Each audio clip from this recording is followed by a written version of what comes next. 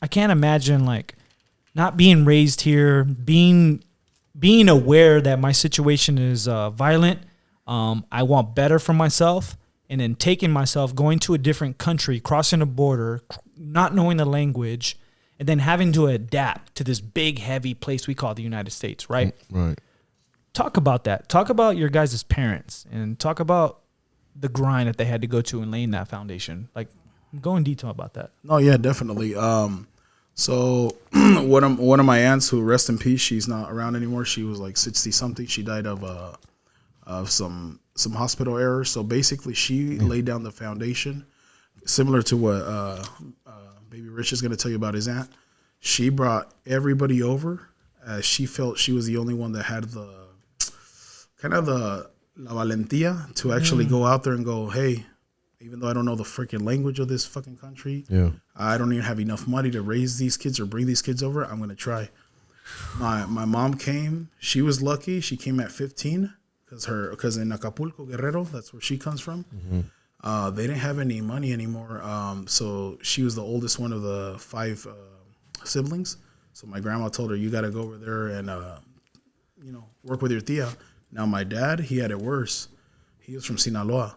So they had a ranch, but then they basically, the money was coming in, but there was too much risk of either getting killed, getting picked up, or getting basically disappeared to where they never find you. So he had to come around 17, 18, and he was homeless for 5 months. Met a guy what's crazy is he met a guy at a car wash I remember he said it was a mobile car wash right there on Brookhurst and Crescent before it was an AM/PM. So what happened is he met this guy named Willie that said, hey, what are you doing out here on the bus bench just sleeping?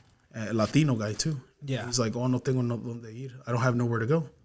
He's like, well, this is a long shot, but I'm going to ask my wife, strangers, okay? He just felt bad, and my dad looked young. He looked kind of like me, but obviously in better shape, skinnier, 17 years old. He's like, this poor kid is out here homeless.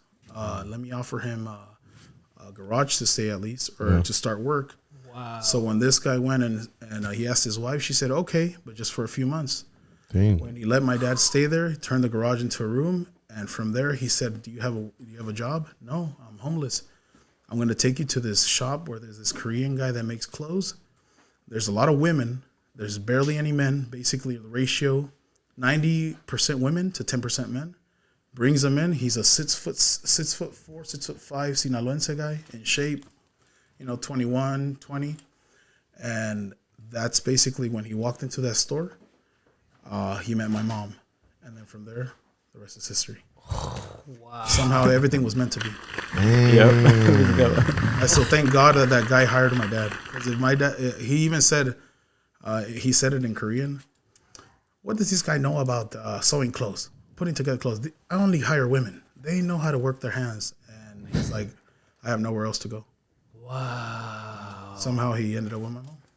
Yeah, Baby Bucks like that. Wow. I know. You got to follow up that. Now we're here.